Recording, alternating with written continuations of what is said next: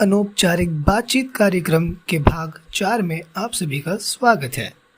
Justice league का ए से Z तक सब कुछ जानने को मिलेगा, वो भी हिंदी में। हेलो दोस्तों, मेरा नाम है रंजन ठाकुर। आप सबका स्वागत है मेरे यूट्यूब चैनल ठाकुर एंटरटेनमेंट पर। और अब इस वीडियो को शुरू करते हैं। वीडियो पर एक लंबी छलांग लगाई जाए, बस एक रिक्वेस्ट, इस वीडियो को लाइक, शेयर और चैनल को सब्सक्राइब करने की।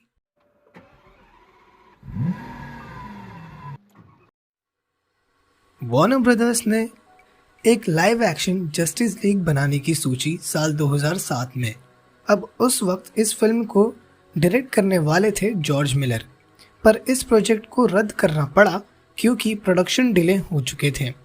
और इस प्रोजेक्ट को जो बनने में बजट था, यानी कि इसमें बनने में जो खर्च आता, उस वक्त भरपाई शायद वार्नर ब्रदर्स पिक्चर्स 2007 के समय पर फुलफिल कर पाते, इसलिए इस प्रोजेक्ट को कैंसिल कर दिया गया। अब एक और जस्टिस लीग फिल्म पर काम किया गया, शुरुआत की गई, पर तब हालात कुछ और थे और डीसी फिल्म्स ने अक्टूबर 2014 में इस काम को जैक स्नाइडर के हाथों सौंप दिया गया। तो अब क्या था, जैक स्नाइडर साहब ने इसकी कहानी पर काम चालू कर दिया। इस फिल्म पर जब काम किया जा रहा था तब इसका नाम जस्टिस लीग पार्ट 1 रखा गया और कहानी और आगे बढ़ रही थी तो जस्टिस लीग पार्ट 2 भी लिखा गया। लेकिन जस्टिस लीग पार्ट 2 पर वार्नर ब्रदर्स ने काम करने की परमिशन या कह लो अनुमति नहीं दी थी, क्योंकि वो साथ ही साथ और एक प्रोजेक्ट पर काम कर रहे थे जो कि एक स्टैंड अलोन बैटमैन फिल्म थी, यानी कि बैटमैन की सोलो मूवी जिसमें हमें बेन एफ्लेक ही बैटमैन दिखते। अब अक्टूबर 2016 में बेन एफ्लेक ने इस फिल्म के प्रमोशनल फोटोग्राफी, यानी कि जो प्रिंसिपल फोटोग्राफी होती है, जिसको फोटोग्राफी भी कह सकते हो आम भाषा में, उसकी शुरुआत कर दी गई। तो जैसा कि हमने आपको अभी बताया, वार्नर ब्रदर्स पिक्चर्स के अंदर 2 डीसी के बड़े प्रोजेक्ट बन रहे थे, वो भी लाइव एक्शन वर्जन में। पहला जैक स्नाइडर की जस्टिस लीग के 2 पार्ट और बैटमैन, यानी कि हमारे बेन एफ्लेक बैटमैन की एक सोलो मूवी, यानी कि टोटल 3 प्रोजेक्ट, जस्टिस लीग 1, 2 और बैटमैन 1, ये सब काम चल रहा था वार्नर ब्रदर्स पिक्चर्स के अंडर। तभी एक अचानक से खबर निकल कर आती है और वो खबर होती है कुछ ऐसी कि अब जैक स्नाइडर ने जस्टिस लीग फिल्म से अपने हाथ पीछे खींच लिए हैं। अब ऐसा बताया जाता है कि उनकी बेटी की मौत हो गई थी, तो ना चाहते हुए भी स्नाइडर ने अपने हाथ जस्टिस लीग फिल्म से पीछे ले लिए और अब जैक स्नाइडर की जो फिल्म थी जो उन्होंने छोड़ी, वो 75% बन के रेडी थी, यानी कि 75% बन के रेडी हो चुकी थी।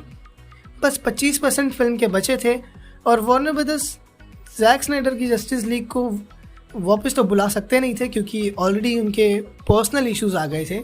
अब फिल्म 75% बन के रेडी है, उनकी रिलीज डेट करीब आ रही है। अब यहाँ पर मेरी बातों को थोड़ा सा गौर से सुनना और थोड़ा खुद पर भी आजमा कर देखना, यानी कि आपको सच में कुछ करना नहीं है, बस वीडियो देखते रहनी है। तो ज़रा सोचो, आप 2016 चल रहा है, आप वार्नर ब्रदर्स पिक्चर्स के हेड हो, आपके अंडर काफ़ी प्रोजेक्ट हैं और एक और फिल्म है जो कि काफ़ी स्पेशल है डीसी फैंस को लेकर। डीसी फैंस ने इस फिल्म की डिमांड 2005 से कर रखी है। आपको 2005 से लेकर 2016 तक हर फैन का मेल मिलता है, हर फैन का लेटर मिलता है। अब वो सारे लेटर पढ़ चुके हो, आपका दिमाग फट चुका है। अब आपकी सिचुएशन कुछ इस तरीके से है, आपकी जस्टिस लीग फिल्म बन चुकी है, 75% बन चुकी है, बट डायरेक्टर की पर्सनल इश्यूज़ की वजह से आप डायरेक्टर को वापस बुला सकते नहीं हो, क्योंकि ऑफकोर्स डायरेक्टर का पर्सनल इश्यूज़ है। आपने फैंस को बता दिया है कि इस तारीख को, यानी कि नवंबर 2017 को जस्टिस लीग सिनेमा घरों में रिलीज़ होने वाली है। रिलीज़ डेट आ चुकी है, पहला टीज़र भी देखने को मिल चुका है, यानी कि फिल्म लगभग कंप्लीट है। और इस एंड मौके पर डायरेक्टर ने फिल्म को छोड़ दिया। अब छोड़ देना यहाँ कहना सही नहीं होगा, कह लो उनकी मजबूरी थी कि उन्होंने वो पिक्चर छोड़ दी। अब उस वक्त आप क्या करते हैं, ये मुझे कमेंट सेक्शन में लिख के बताना। अब यहाँ पर मैं आपको बताता हूँ कि वार्नर ब्रदर्स पिक्चर्स ने क्या किया। तो वार्नर ब्रदर्स पिक्चर्स ने किया ये कि उन्होंने दी अवेंजर्स एज ऑफ अल्ट्रॉन जैसी फिल्म बना चुके डायरेक्टर को बुलाया, जो कि थे जॉश विडॉन। उनको बुलाया गया फिल्म के साथ मतलब और एक जो छोटा मोटा काम बचा हुआ था उसको कंप्लीट करने के लिए। और जॉश व्हीडन को सीधी सीधी लैंग्वेज में ये बताया गया 17 नवंबर 2017 फिल्म की रिलीज़ डेट है, सिनेमा घरों में रिलीज़ करना है। अब भाई साहब तुमको जो करना है कर लो इस पिक्चर के साथ, मुझे बस 17 नवंबर 2017 को ये पिक्चर सिनेमा घरों में रिलीज़ करनी है, चाहे आप पिक्चर के साथ कुछ भी करो। तो अब यहाँ ये सिचुएशन थी, तो उन भाई साहब को बुलाया गया। उन्होंने फिल्म बची कुची जो फिल्म थी 25% वो उन्होंने फिर से रीशूट करी, यानी कि कुछ एडिशनल शूट्स किए और उस फिल्म के अंदर ऐड किए। और जब उन्हें बता दिया गया कि फिल्म की रिलीज डेट आ चुकी है, तब रिलीजिंग से सिर्फ 4 महीने पहले बचे थे, यानी कि जॉश व्हीडन ने 4 महीने के अंदर जस्टिस लीग फिल्म को पूरा कंप्लीट कर दिया। अब मुझे आप लोग बताना, ऐसे सिचुएशन पे एक अलग डायरेक्टर को बुलाया गया, ऐसी फिल्म रेडी करी गई, तो क्या ये जो सिचुएशन आगे जाके खड़ी होने वाली है उसके लिए आप किसको दोष दोगे? जॉश व्हीडन को, जैक स्नाइडर को और वार्नर ब्रदर्स पिक्चर्स को, या फिर डीसी फैंस को? मुझे कमेंट सेक्शन में बताना। तो अब सिनेमा घरों में फिल्म रिलीज़ की गई।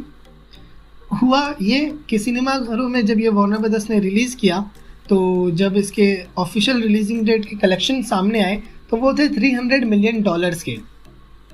और फिर से मतलब एक जॉश व्हीडन ने फिल्म बनाई थी तो ठीक ठाक ही फिल्म लग रही। तो जैसा कि हमने आपको थोड़ी देर पहले बताया कि जब जॉश व्हीडन को बुलाया गया तो उन्होंने एक फिल्म से रिलेटेड एडिशनल शूट कराया गया, और उस शूट का खर्चा था $300 बिलियन का, जो कि काफ़ी बड़ा अमाउंट है, और प्लस फिल्म का बजट। तो जैसा जॉश व्हीडन को बोला गया वैसा जॉश व्हीडन ने किया। अब जस्टिस लीग प्रीमियर की गई लॉस एंजलिस में 13 नवंबर 2017 को, और 17 नवंबर 2017 को यूनाइटेड स्टेट्स में फिल्म को रिलीज़ किया गया। तो अब फिल्म ने $657 मिलियन की कमाई की वर्ल्ड वाइड, यानी कि पूरी दुनिया भर से। अब बॉक्स ऑफिस पर ये एक डिसअपॉइंटमेंट साबित हुई और इस फिल्म को मैक्सिमम रिव्यूज मिले। मतलब किसी को ये फिल्म अच्छी लगी, किसी को ठीक, और किसी को वेस्ट। जो फिल्म क्रिटिक्स होते हैं, जो कि फिल्म के वैज्ञानिक भी माने जाते हैं, उन्होंने बोला एक्शन सीन, प्लॉट, कास्ट की performance, writing, editing, villain, story writers, computer generated imagery और व्हीडन साहिब का डायरेक्शन, वैसे तो ये सारे काम और इन क्रू की सारी मेहनत को देखने के बाद ये लगता ही नहीं कि ये डीसी की फिल्म है। जी हाँ, वैसे टोन नहीं लगता जैसे डीसी यूनिवर्स की बाकी की फिल्मों में देखने को मिलती है। तबाही तो अब मचने वाली थी, क्योंकि स्नाइडर साहब ने ये फिल्म देखी ही नहीं और लोगों को बताया कि जस्टिस लीग नाम से जो आपको दिखाया गया है वो कोई असली फिल्म नहीं है, वो फिल्म का बस 25वां भाग है। इसका एक अल्टीमेट कट भी एग्जिस्ट करता है जो कि 4 घंटे का है, और जस्टिस लीग फिल्म उसे एक्चुअल में नाम देना चाहिए। ये जो आपने जस्टिस लीग देखी है ये कुछ भी नहीं है। तब होना क्या था, फैंस ने फिर अपना दम दिखाया, वार्नर ब्रदर्स को बहुत ज़्यादा फोर्स किया कि स्नाइडर कट को रिलीज़ किया जाए, कैंपेन चलाया गया, पूरी बात पता चली और वार्नर ब्रदर्स को बहुत ज़्यादा ट्रोल किया गया, यानी कि उन्हें ऑनलाइन काफ़ी ज़्यादा परेशान किया गया, तंग किया गया। और 3 साल यानी कि 2017 से लेके 2020 तक इतने साल जंग लड़ने के बाद फाइनली वार्नर ब्रदर्स ने जस्टिस लीग, यानी कि जो जैक स्नाइडर की जस्टिस लीग थी ओरिजिनल फिल्म, उसको रिलीज़ करने का मन बना लिया।